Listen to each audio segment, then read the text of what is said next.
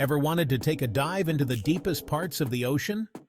Well, today you're gonna have this opportunity. Now, how good are you at holding your breath? Not that good? Well, not to worry. Hop on board my submersible craft and join me in the voyage to the depths. Ready? Let's dive. Right now, just below the surface, you see that life is thriving here. Fish and marine animals abound, and hey there, swimmers are waving at us. But we won't be staying here for long. Bye-bye. At 65 feet, there's a whole new world opening before your eyes. Shallow coral reefs are standing beautifully not far from the shore. And hey, there are people here again. It's scuba divers this time, though. Water pressure isn't kind to divers without special equipment. 200 feet, and here's the first orca. These whales inhabit the relatively shallow waters of almost every sea and ocean in the world. Did you know they're the apex predators, by the way?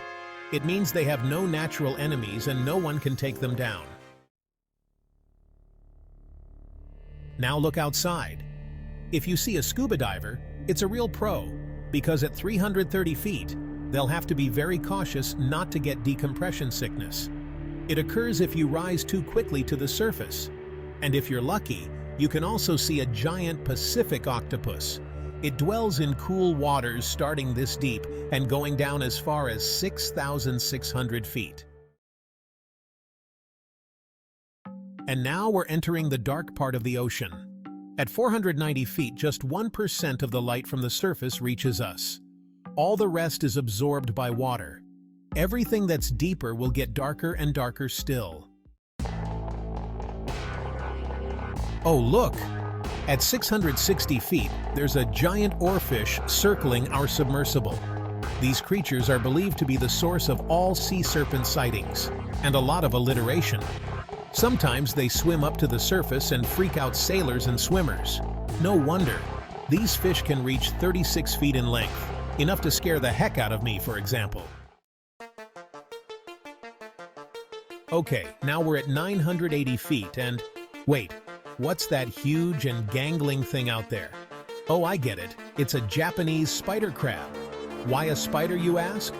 Well, just look at those legs and the answer will come to you without further prompts. By the way, there's almost nothing more to them than legs. The body of such a crab is normally just 1.5 feet across. Going deeper now, and at 1,640 feet, you're going to see the last of the blue whales. No, not really the last of them. I mean, that's the deepest they can swim. They don't really need to dive that deep for food, which they have in abundance in shallower waters, but they still can. I guess it's just for the sake of showing how awesome they are. After all, they're the largest creatures in the history of Earth, both in the sea and on land. Shh! You hear this? These are the sounds fin whales are making to talk to their friends many miles away.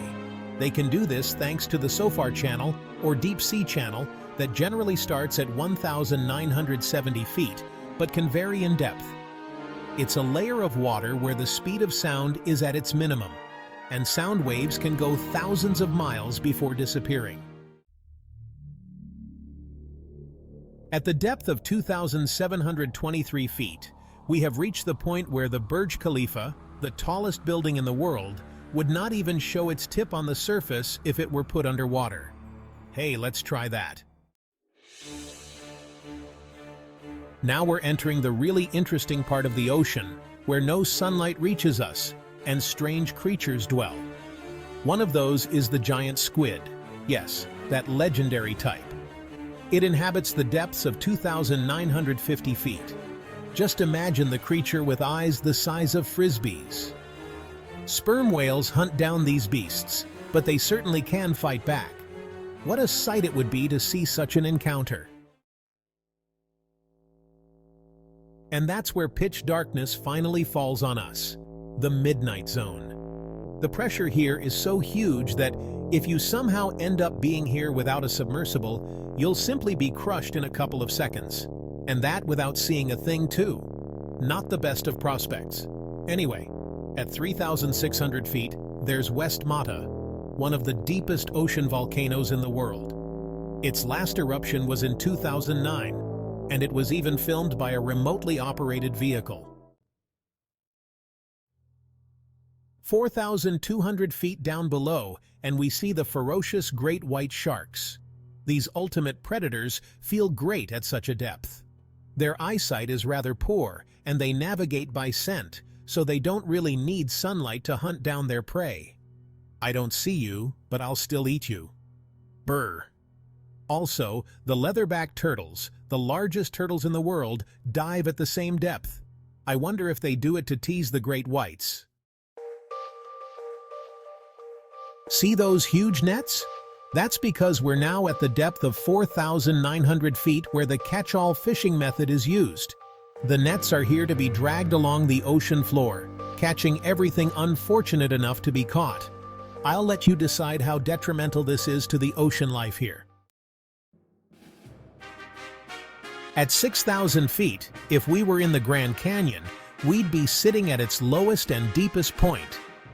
Imagine that all of its crevasses have been thoroughly filled with water, and you'll get the perfect picture.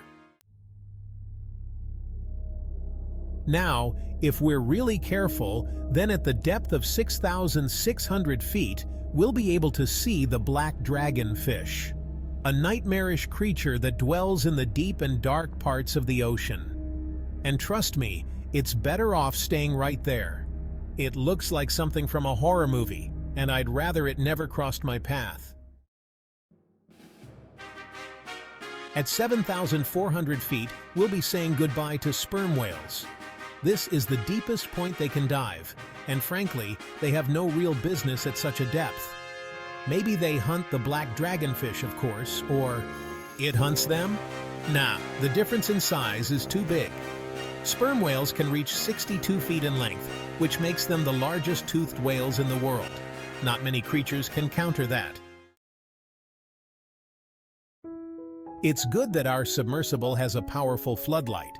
Without it, we wouldn't have been able to see the astonishing beauty of the deep-sea coral reefs located at the depth of 9,900 feet. They can be found in every ocean, and it's a pity they can't be seen without special deep-sea diving equipment. Okay, going deeper still, and at 12,100 feet we reach the average depth of the world ocean. From now on, the journey into the real depths begins. The general ocean floor has been passed, so now it's time to delve into the abyss. I won't tell you not to be afraid because the scariest creatures of the deep dwell here, below the midnight zone. And it doesn't end there. The pressure on the upper limit of the abyss, at 13,100 feet, is like a whole regiment of elephants stomping on you. Not that you'd have the time to feel it, though. At 15,000 feet, the monsters out of your worst nightmares pop up. Anglerfish, for example, will scare the heck out of anyone. Its long and crooked teeth, along with a growth on its head that lures the prey, are enough to instill fear even in the bravest. But perhaps even more terrible is the creature called the black swallower. It's an eel-like beast that has a very stretchy stomach, and it can swallow prey that's twice its size. I don't know about you, but I'd rather switch off the lights not to see anything this deep in the ocean. What? You want to see it all? All right, if you insist. Look down below and you're gonna see the deepest shipwreck ever found.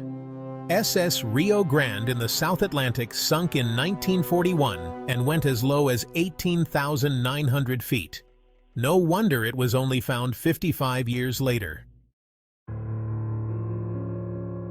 And now the deepest and darkest part of the ocean begins. We're diving into the Mariana Trench. Officially, it begins at about 19,700 feet deep. It's both the least explored and the most fascinating area for scientists and adventurers alike.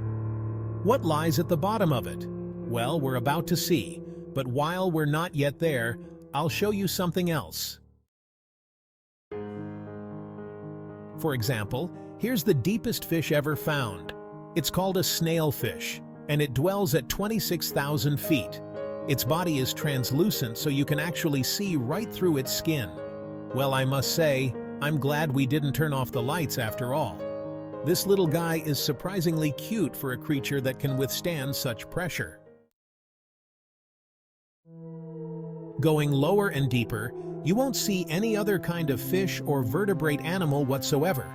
The pressure is just too much for such creatures. But there are shrimps and other invertebrates, not to mention microbes, that can dwell even in the deepest part of the ocean. And that part is the Challenger Deep. It's the bottom of the Mariana Trench, and its depth is 35,853 feet. Yes, we've arrived at the very bottom of the Earth. Few people have been here, and very little is known about it yet.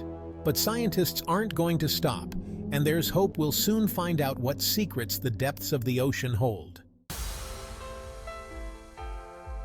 How about you? Would you dare explore the ocean on your own if you had a chance? Let me know down in the comments. Hey, if you learned something new today, then give this video a like and share it with a friend. But don't go deep diving just yet. We have over 2,000 cool videos for you to check out. Just click on this left or right video and enjoy. Stay on the discovery twist of life.